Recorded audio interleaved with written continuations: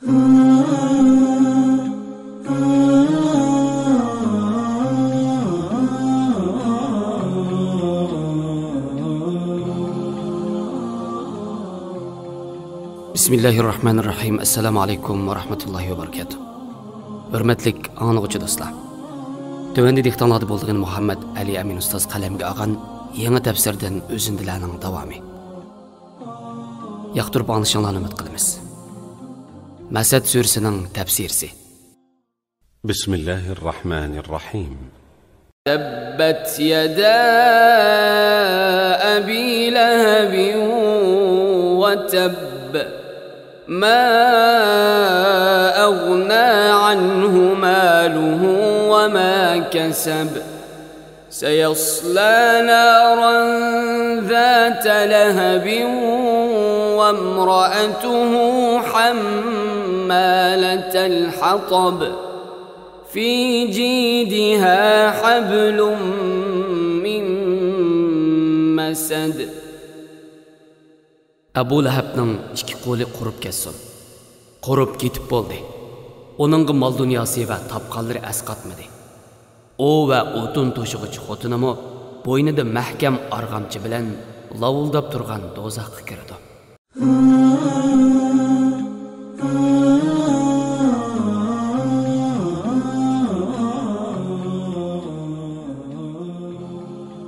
Umumiy mazmuni.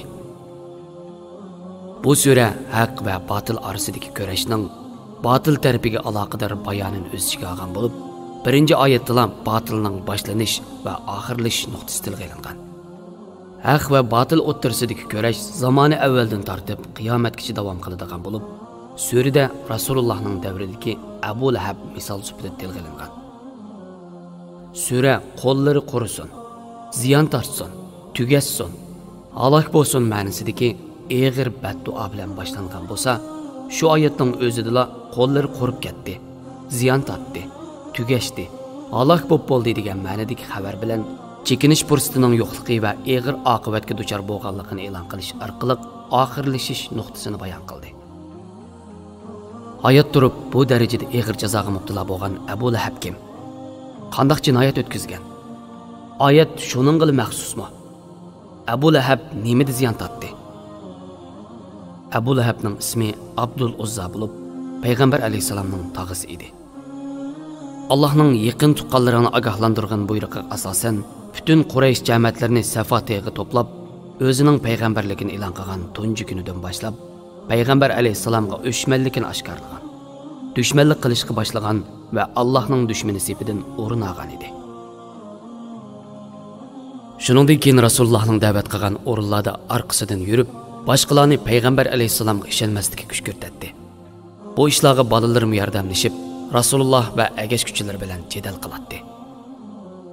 Buningdagi sabab Rasululloh bilan qilgan bir qatimliq suhbatdagi ifodasiga ko'ra, uningga o'xshash nurg'un mol dunyoga ega bola-chaqalar bor. 100 obro'yliq bir Quraysh esilzodasining musulmon bo'lgandan keyin mayli dunyodagi maqom va daraja jihatda bo'lsin yoki oxiratda erishadigan mukofotda bo'lsin, boshqa musulmonlar bilan o'xshash o'rinda bo'lib qolishini hazm qilamagan edi.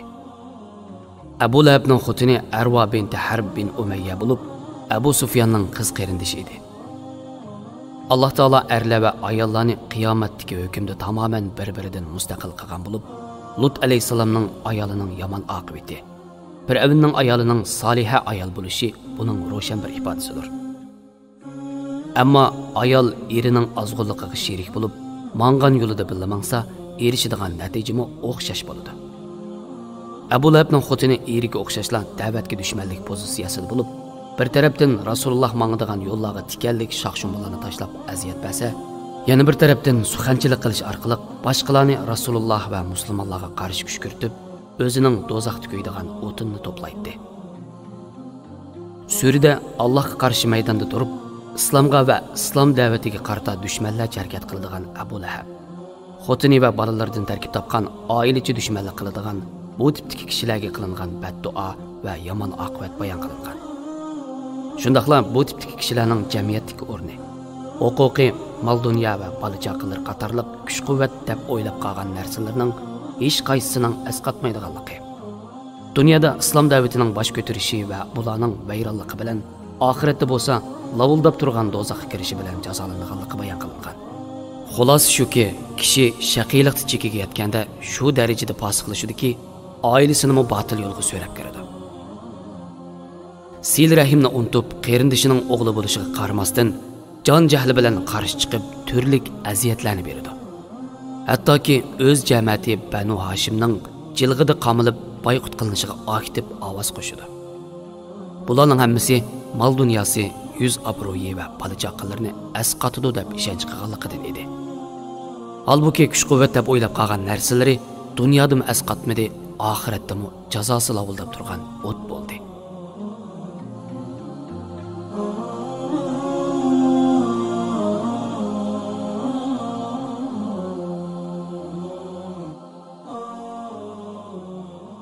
Anlavatqanlar Muhammad Ali Amin Ustaz qalamga olgan yangi tafsirdan o'zindilar.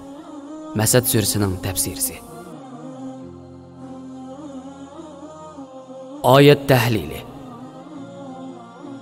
Tabbat yada Abi Lahab va tabb. Bu Abu Lahabning butunlay vayron bo'lib, tugishidiganligi qilingan baddua va buning amaliyotga aylanib bo'lganligiga doir keskin ifoda bo'lib, tövendiki nuqtalarda diqqatimizni tortadi. Birinchi, haq va batil, nasab yoki irq bilan aloqasi yo'q.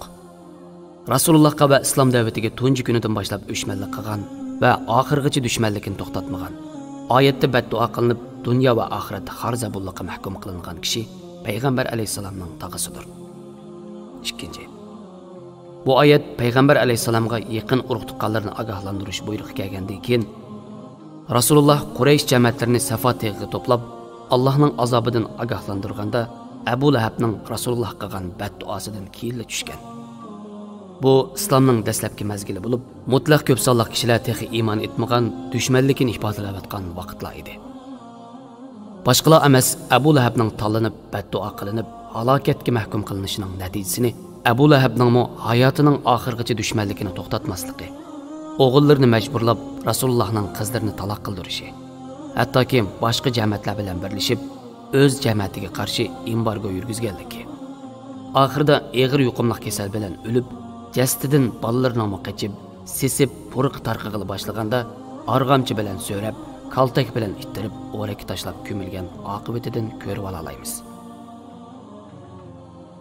Uning ustiga boshqa nurg'ulagan dushmanlik qilgan kishilarning vaqtning o'tishiga ergishib iymon etganligi. Abu Lahabning Qur'onni mat qilish uchun bo'lsa-mu, yolg'ondan iymon etgan qiyofatga kirib olmasligi yoki buni o'ylamasligi Qur'onning mo'jizalarining bir tarafini ifodalashi mumkin. Chunki Abu Lahabning hayotining oxirgacha iymon etmay dushmanlik maydonida turishi Allohning azaliy ilmida bo'lib, agar Qur'on vahiy orqali tushirilmay, payg'ambar alayhisalom ichidan o'ydirgan kitob bo'lsa edi, taxmin qilib bunday hukm chiqarib etishga jur'at qilolmaydi. Üçüncü, yuqorida deyilgandek oyatning tushish sababi Abu Lahabning payg'ambar alayhisalomning ogohlantirishiga qarshiligini ifodalagan so'zi "Qo'llaring qurib ketsin, o'lgir" ma'nidagi tabballak degan so'zi edi. Bu Allohning borligini inkor qilayotgan Abu Lahabning vujudidagi bir yaratquchi, kuch-qudrat sohibi, halok qiluvchining borligini e'tirof qilishi va uningga ixtiyorsiz yuzlanishi edi.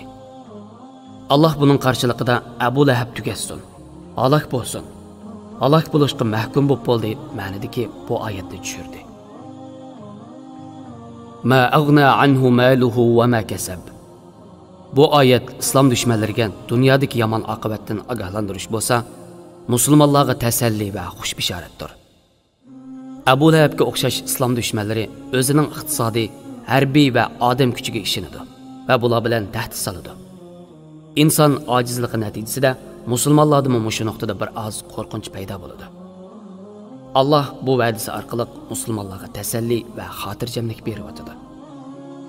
Mufassirlarning izohiga ko'ra, oyatdagi "makasab" so'zidan avlodlari va boshqa imtiyozlardan shakllangan kuch-quvvat ko'z tutiladi.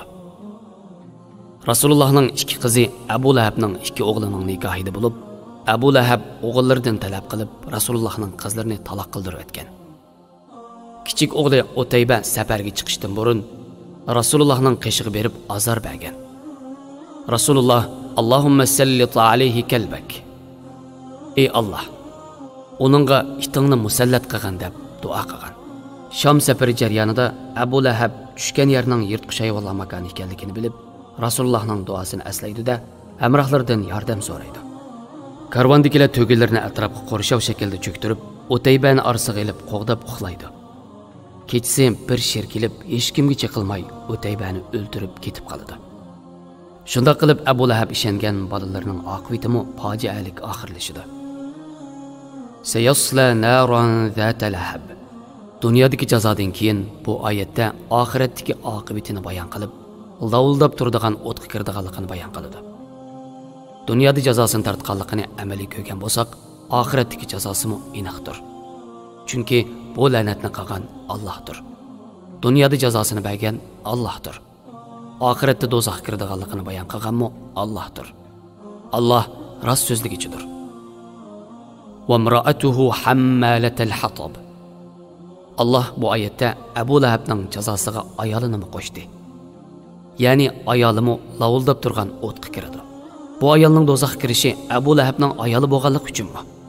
Albatta, sura 5da deganimizdek, haq va batil, mukofot va jazoda nasab, irq va boshqa munosabatlarning ta'siri bo'lmaydi.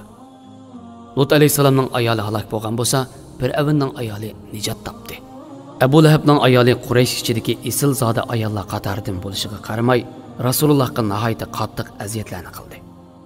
Hattoki bu sura Abu Lahab va bu ayolning do'zaxga kirdiganligini bayon qilib tushgan vaqtda Muhammad meni she'r o'qib hajvi qilibdi deb qo'liga tosh elib, Rasululloh Abu Bakr bilan o'ltirgan yerga keldi.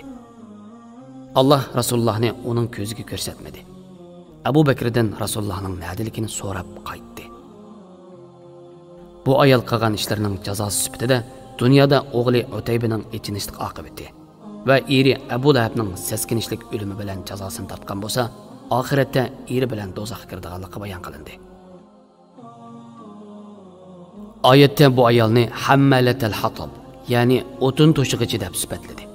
Bu kinoyi ma'noda bo'lishimi, haqiqiy ma'noda bo'lishimi yoki ikki ma'noni o'z ichiga olgan bo'lishi mumkin. Kinoyi ma'noda bo'lsa, suxanchi boshqalarni qizitadigan, o'tni ulg'aytadigan ma'noda kelgan bo'lishi mumkin. Chunki bu ayol Rasululloh qarshi shunday ishlarni qiladi. Yoki qilgan gunohlari maqsad qilingan bo'lishi mumkin. Chunki har bir gunoh do'zaxda ko'yishga sabab bo'ladigan bir o'tindir. Yoki haqiqiy ma'noda Rasulullohning mangadigan yo'llariga maxsus tikanlik shaqshunbularni tashlag'ini ko'z tutilgan bo'lishi mumkin. Ba'zi mufassirlar qilgan gunohlarining jazosi sifatida do'zaxda o'zini ko'ydiradigan o'tqa amaliy o'tin to'shiydiganligini tilga olgan. Fi jidiha hablum min masad. Oyatdagi bo'ynida mahkam arg'amcha ifodasi mayli kinoyi ma'noda bo'ynida arg'amcha kishanlik holatini ifodalasin yoki udul ma'nodagi do'zaxda o'zini ko'ydiradigan o'tqa o'tin to'shish uchun bo'yniga arg'amcha silingan holatni ifodalasin, do'zaxdagi qo'sh azob ko'rinishini tasvirlashi mumkin.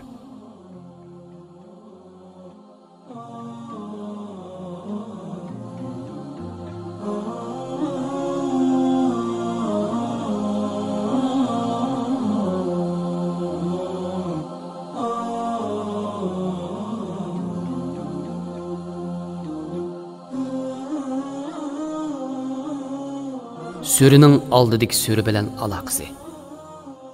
Sura Qur'ondagi suralar tartibida Nasr surasining kaynidagi sura bo'lib, Nasr surasida islom da'vatining nihoyatda g'alaba qilib, kishilarning to'p-to'p bo'lib Allohning diniga kiradiganligini bayon qiladi.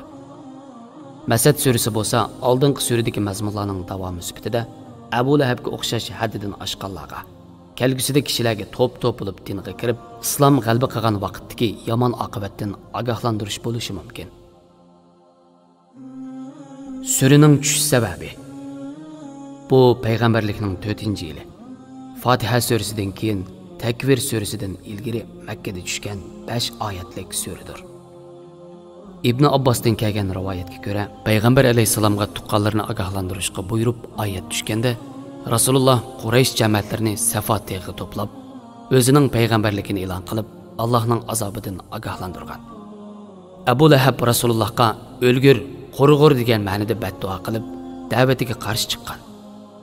Shu chaqda Abu Lahabning ikki qo'li qurib ketsin, qurib ketib bo'ldi.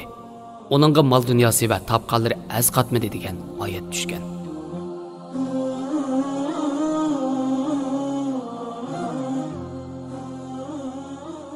Suradan ilindigan savoqlar. 1. Surada Abu Lahab va ayoli dunyo va oxiratda xor zabullikqa mahkum qilingan bo'lib, hayotida iymon etmay kofir holatda dunyodan ketadiganligi keskinlashtirilgan. Abu Lahab bilan birga iymon etmagan nurg'un kishilar keyinchi islomni qabul qilib, yaxshi musulmonlardan bo'lgan. Ammo Abu Lahab o'lganga qadar iymon etmay dushmanlik holatida davom qilgan. Hatto Qur'onning xabarini yolg'onga chiqarib, Rasulullohni mat qilish uchun yolg'ondan bo'lsa-mu, kishilar orasida iymon etganligini jakarlamagan. Bu Qur'on Karimning mo'jizalarining bir ifodasi bo'lishi mumkin. 2. Surda til qilingan dunyo va oxirat xorliqqa mahkum qilingan la'natgardi Rasulullohning tog'asi bo'lib, din masalasida tuqqandarchilik, millat, irq va boshqa munosabat bilan bir tarafga eg'ish yo'q. Faqat haq va u tarafda turganlar, batil va u sabtin o'rin olganlar bor. 3. Yomonlikqa o'rtoqlashquchi o'xshashlar yomonlik qiluvchi qatorida tegishlik jazosini tortadi. Agashgan kishining kim bo'lishi, agashguchining gunohini yengillatishga o'zir bo'la olmaydi. 4. Mal dunyo va avlod Allohning insonga bergan in'omi yoki intiqomidir. Inson berilgan imkoniyat va kuch-quvvatlarni Allohning berganligini, vaqti kelsa elib ololadiganligini esidan chiqarmay, to'g'ri yo'lga sarf qilsa, erishganlari in'om bo'ladi. Aksi holda oldidagi imkoniyatlarga aldinib, o'zining iqtidoriga tayinib erishdim degandek xom xiyolning orqasidan mag'rurlansa va xatoligida azbaylasa, topqanlari uning uchun intiqom bo'ladi. 5. Surga munosabatli voqealarda Rasulullohning Abu Lahab va xotinining turli aziyat va adabsizligiga o'xshash shaklda inkos qaytarmasdan, o'ziga loyiq shaklda pozitsiyada bo'lganligidan payg'ambar sabrisi va go'zal axloqini ko'rib olaymiz. Xo'sh, hurmatli anglag'uchi do'stlar, Allohning fazli marhamati bilan sura masatning tafsirisi musharda oxirlashdi. Yoqtirib anglaganlar uchun ko'pdan ko'p rahmat. Allohga omonat, keyingi sonda ko'rishaylik.